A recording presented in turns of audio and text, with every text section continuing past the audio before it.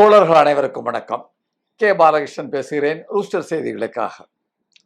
இன்றைக்கு பல்வேறு செய்திகள் போவதற்கு முன்னால தமிழ்நாட்டில் உள்ள ஒரு முக்கியமான செய்தி, நேற்று வந்திருக்கக்கூடிய செய்தியை பேசிவிட்டு செல்லலாம் என்று எண்ணுகிறேன். தமிழ்நாட்டில் பார்த்தீங்கன்னா, திமுக ஆட்சியில் இருந்தாலும் சரிதான், அண்ணா திமுக ஆட்சியில் இருந்தாலும் சரிதான், அல்லது தாவேக ஆட்சியில் இருந்தாலும் சரிதான், எவர் ஆட்சியில் இருந்தாலும் இந்த தமிழ்நாட்டு பகுதியை நிரந்தரமாக இதை புறந்தள்ள வேண்டும், ஒதுக்க வேண்டும் என்ற வகையிலே இன்றைக்கு சென்ட்ரல் அந்த மத்திய அரசு இருக்கிறது.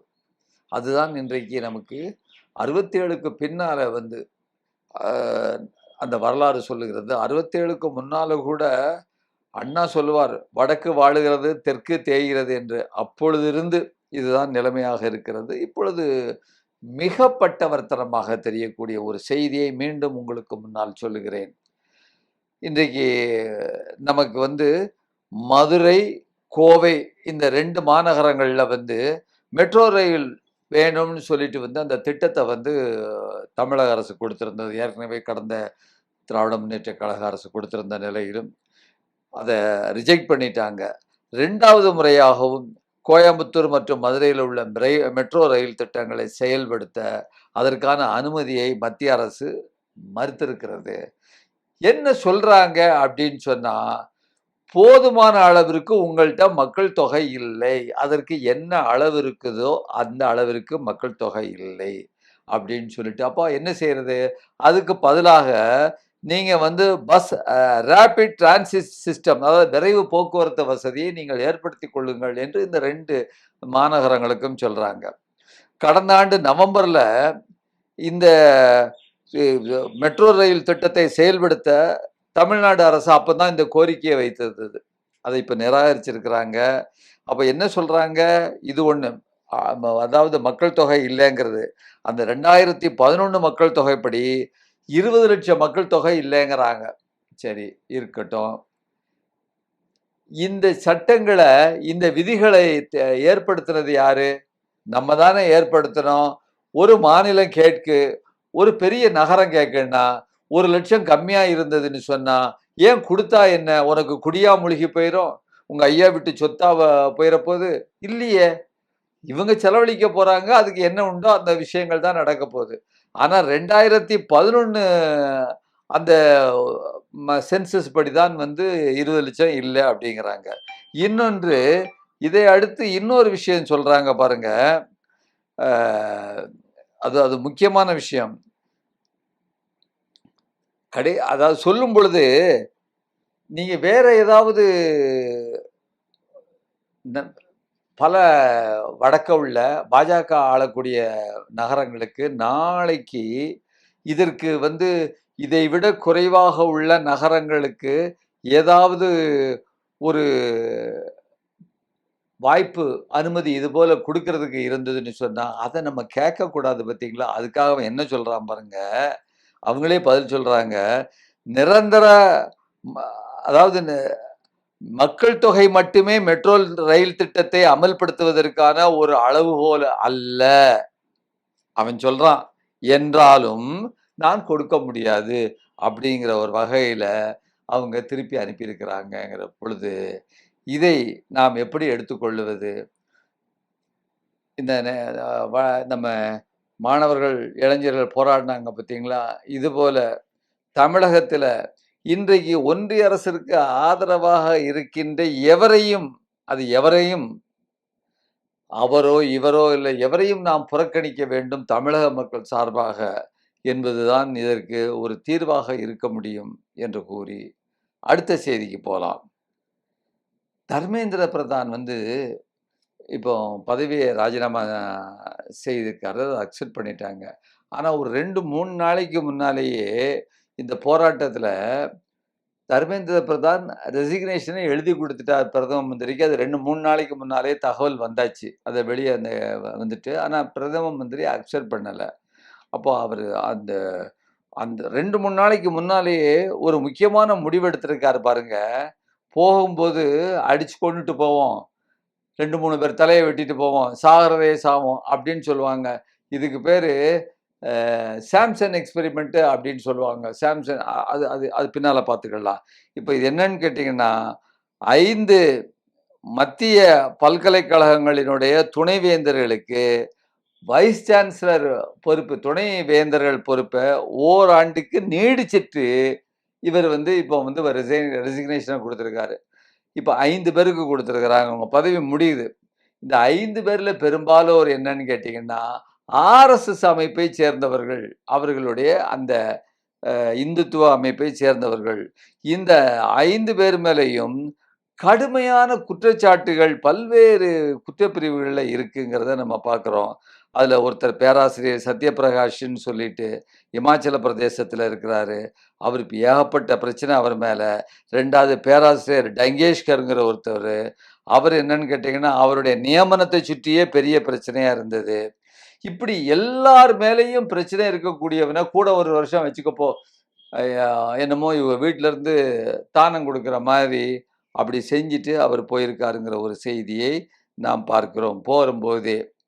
அடுத்த செய்தியை பார்த்தீங்கன்னா, மக்களவையினுடைய எதிர்க்கட்சி தலைவர் ராகுல் காந்தி அவர்கள் உள்துறை அமைச்சர் அமித்ஷாவிட்ட வந்து 2 நேரடியான கேள்வியை இன்றைக்கு வைக்கிறாரு. என்னன்னு கேட்டீங்கன்னா, உள்துறை அமைச்சராகிய நீங்கள் மாணவர்கள் மீது பெல்லட் கன்ஸ், அந்த ரவை சின்ன சின்ன ரவையை வச்சு அந்த அடிக்கக்கூடிய, அந்த மேலெல்லாம் புள்ளி புள்ளியா அடிச்சு உள்ளுக்கு இறங்கியிருக்கு பார்த்தீங்களா? அப்படிப்பட்ட அந்த துப்பாக்கிகள் உள்பட ஒரு வலிமையான ஃபோர்ஸை இந்த மாணவர்கள் மீது தாக்குவதற்கு அனுமதியை நீங்கள் தான் கொடுத்தீர்களா என்ற கேள்விக்கு நீங்கள் பதில் சொல்லியாக வேண்டும் என்ற ஒன்று கேள்வி. 2வது கேள்வி, சீருடை அணியாமல் சாதாரண உடையில் மாணவர்கள் மீது தடியடி நடத்தும் நபர்கள் காவல்துறையினரா அல்லது நீங்க இறக்கியிருக்கக்கூடிய தன்னார்வலர்களா? அவர்களை அந்த பணியில் ஈடுபடுத்துவதற்கு உங்களுக்கு அதிகாரம் வழங்கியது யார் என்று இந்த 2 கேள்விகளுக்கும் முக்கியமா பதில் சொல்லி ஆகணும் அப்படின்னு சொல்லிட்டு வந்து இந்த கேட்டிருக்காரு. அது மட்டும் இல்லாம மாணவர்களிடம் பிரதமர் மன்னிப்பு கேட்க வேண்டும் என்கின்ற ஒரு இதையும் வச்சிருக்கிறார் ராகுலை பொறுத்த வரைக்கும். அது ரைட். அப்புறம் பார்த்தீங்கன்னா, இன்னொரு முக்கியமான செய்தி, இந்த பிரச்சனை குறித்து நம்முடைய பிரதமர் வந்து ஒரு டாஸ்க் ஃபோர்ஸ்னா ஒரு உயர்மட்ட குழு வந்து இன்றைக்கு இந்த தேர்தல் சம்பந்தப்பட்ட நிறைய பேப்பர் லீக் ஆகுது, அந்த பிரச்சனை இந்த பிரச்சனைக்குலாம் இது சம்பந்தமாக எல்லா சீர்திருத்தங்களையும் கொண்டு வருவதற்காக ஒரு உயர்மட்ட குழு. அது யார் தலைமையிலன்னு கேட்டீங்கன்னு சொன்னா, ஸ்ரீ நந்தன் நிலக்கேனி அவர்களுடைய தலைமையில வச்சிருக்கிறாங்க. அந்த அந்த குழுவை அமைச்சிருக்கிறாரு. அப்போ இதுல சமூக ஊடகங்கள்லையும் சரி, எதிர்க்கட்சி தலைவர்களும் சரி, ஒரு கேள்வியை வைக்கிறாங்க. எப்பா நீங்க குழு அமைக்கிறீங்க ரைட்டு. ஏற்கனவே 2024 ஜூன் மாதம் நீட் தேர்வு தாழ் கசிவு பற்றி ஒரு குழு ஏற்கனவே ராதாகிருஷ்ணன் கமிட்டின்னு ஒரு கமிட்டி நீங்க அமைச்சீங்க. அவங்க ஒரு 184 பக்கத்துக்கு ரிப்போர்ட்டை கொடுத்துருக்குறாங்க என்னென்ன காரணங்கள்ட்டு. அதையே நீ வெளிவிடலையப்பா, நீங்க வந்து புதுசா என்ன கமிட்டி செய்ய போறீங்க அப்படின்னு சொல்லிட்டு வந்து ஒரு கேள்வியை கேட்டிருக்கிறாங்க. இது நியாயம் தானே? சரி, இதை ஒட்டி இந்த ஒரு குழு அமைச்சிருக்காரு, ஹை பவர்டு டாஸ்க் ஃபோர்ஸ். அதுல வந்து இதை ஒட்டி இதுல கூட ஒருத்தர் உறுப்பினராக இருக்கக்கூடிய இன்னொருத்தரை பத்தியும் தெரிஞ்சுக்கணும். அவர் யாருன்னு கேட்டீங்கன்னா, இந்த கொஞ்ச நாளைக்கு முன்னால ஒரு படிச்சவர் அவர் என்ன சொன்னாருன்னு கேட்டீங்கன்னா, 2025 ஜனவரி 15 அன்று சென்னையில் உள்ள அவர் சொல்லும் பொழுது சொல்றாரு, ஒரு கோசாலையில ஒரு உரையாற்றுறாரு. அப்ப சொல்றாரு, பசுவினுடைய சிறுநீரை குடித்த 15 நிமிடங்கள்லேயே கடுமையான காய்ச்சல் இருந்து ஒருத்தர் குணமடைஞ்சாராம் அப்படின்னு சொல்றாரு. அது மட்டுமல்லாமல் பசுவினுடைய சிறுநீர்ல பாக்டீரியா எதிர்ப்பு அந்த தன்மைகள் இருக்காம், பூஞ்சை எதிர்ப்பு தன்மைகள் இருக்காம், செரிமானத்திற்கு உதவக்கூடிய பண்புகள் இருக்குதாம் இப்படின்னு சொல்லிட்டு, இதை யார் சொன்னதுன்னு கேட்டீங்கன்னா, ஐஐடியுடைய அந்த ஹெட் இருக்கார காமகோட்டின்னு பேர், அவர் தான் சொல்லியிருக்காரு மெட்ராஸோடைய ஐஐடியில. அவரைத்தான் இப்ப கொண்டு இந்த ஹை பவர் டாஸ்க் ஃபோர்ஸ்ல அவரையும் ஒருத்தராக சேர்த்திருக்கிறார்கள். நம்முடைய குழந்தைகளினுடைய தேர்வுகள் குறித்து சீர்திருத்தங்களை கொண்டு வருவதற்கான அந்த கமிட்டியில இந்த மோத்திரத்தை குடின்னு சொன்னவரையும் சேர்த்திருக்காங்க. இவங்கள்லாம் சேர்ந்து தான் இன்றைக்கு இந்த கமிட்டி அமைச்சிருக்காங்க. விளங்கும். இந்த போராட்டம் நடைபெற்று முடிஞ்ச கடைசி 2 நாட்கள், அந்த கடைசி நாள், அப்புறம் அந்த நடைபெற்று முடிஞ்ச உடனே ஒரே செலிப்ரேஷன் மூடு கொண்டாடினாங்க பார்த்தீங்களா? இந்த 2 நாள்லயும் போராட்டத்திற்கு எதிராக பல்வேறு விதமான அந்த மோடியினுடைய இன்ஸ்டாகிராம்ல இருந்து செய்திகள் போட்டு விட்டுக்கிட்டே இருக்கிறாங்க. அப்படிங்கிற ஒரு விஷயம் பாஜகவுடைய சப்போர்ட்டர்ஸ் போட்டு விட்டுருக்காங்க. இதை தாண்டி இந்த காக்ரோச் ஜனதா பார்ட்டி இளைஞர்கள், இந்தியாவில் உள்ள இளைஞர்கள் எல்லோரும் சேர்ந்து இன்றைக்கு அவர்கள் இன்ஸ்டாகிராம்ல 100 மில்லியன், அதாவது 10 கோடியை இன்ஸ்டாகிராம்ல இதை பற்றி செலிப்ரேஷன் கொண்டாடுறாங்களாம். 10 கோடி தாண்டி இருக்கு அப்படின்ட்டு ஒரு செய்தி. இன்னொரு செய்தினா 1 கோடிக்கு மேல இதுக்கு லைக்ஸ் வருதாம். அப்போ எந்த அளவிற்கு இளைஞர்கள் ஜென்சி மக்கள் மத்தியில பாப்புலர் ஆயிருக்கு அப்படின்ட்டு. அப்போ இவர்கள் எல்லாம் பணம் கொடுத்து இந்த பிஜேபி இன்ஸ்டாகிராம்ல அவங்கெல்லாம் ஊடகங்கள்ல வச்சதெல்லாம் தாண்டி இன்னைக்கு போயிட்டு இருக்கு. எந்த காலத்திலையும் இவர்கள் இனிமேல் இன்ஸ்டாகிராம்லயோ சமூக ஊடகங்கள்லயோ டாமினேட் பண்ண முடியாது, ஆளுகை செலுத்த முடியாது என்கின்ற செய்திகளும் வந்திருக்கு என்கின்ற செய்தியை நாம பார்க்கிறோம். அப்புறம் ஒரு இறுதியா ஒரு முக்கியமான செய்தியை நான் சொல்லணும். பேராசிரியர் யோகேந்திர யாதவ் ஒரு பொலிட்டிக்கல் சயின்டிஸ்ட். உங்களுக்கு தெரியும், நான் ஏற்கனவே அவரை பற்றி சொல்லணுங்கிற அவசியம் இல்லை. சிஃபாலஜிஸ்ட், தேர்தல் பற்றிய ஒரு கருத்து கணிப்பு கொடுக்கக்கூடியவர். விவசாயிகள் போராட்டத்திற்கு அந்த முக்கியமான அந்த ரோலை ப்ளே பண்ணவர், அந்த அமைப்பை இது பண்ணுறதற்கு இந்திய ஒற்றுமை இயக்கத்தினுடைய நிறுவனர். அவர் சொல்கிறாரு ஒரு முக்கியமான கருத்தை இந்த போராட்டத்தை பற்றி சொல்கிறாரு. எதேச்சதிகார ஆட்சியின் சுவரை தொடர்ந்து நீங்கள் தட்டி கொண்டும் இடித்து கொண்டும் இருங்கள். ஒரு நாள் ஒரு செங்கல் விழும், பிறகு இன்னொரு செங்கல் விழும், அதன் பின் 3வது. நீங்கள் பார்த்து கொண்டே இருக்கும் பொழுது அந்த செங்கல் முழுவதும் விரிசலடைந்து கீழே விழத் தொடங்கும். இதைத்தான் விவசாயிகளுடைய போராட்டத்திலே நாம் கண்டோம். இப்பொழுதும் அதை தான் பார்த்திருக்கிறோம்.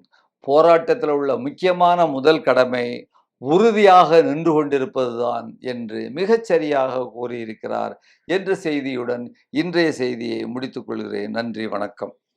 ஊடகம் கார்ப்பரேட் அரசியல்வாதிகளின் கைப்பாவையாக அடிமைகளாக இருந்தது போதும். இனி சாட்டை எடுத்து சுழற்றும் நேரம் வந்துவிட்டது. ஊடகம் பொதுமக்களாகிய உங்களுக்காக, உங்களாலேயே இயக்கப்பட வேண்டும். ஊடக சுதந்திரத்திற்காக உங்களின் பங்களிப்பை இன்றே அளித்திடுங்கள். ஓ, அப்ப அந்த மிஸ்டர் அண்ட் மிஸ்ஸஸ் பெர்ஃபெக்ட் உண்மையிலேயே வர்த். நரம்பு தளர்ச்சியிலிருந்து விடுபட்டு உடம்பு ஒரு புது வீரியம் பெற மா நேச்சுரல்ஸோட மிஸ்டர் பெர்ஃபெக்ட்டை யூஸ் பண்ணுங்க.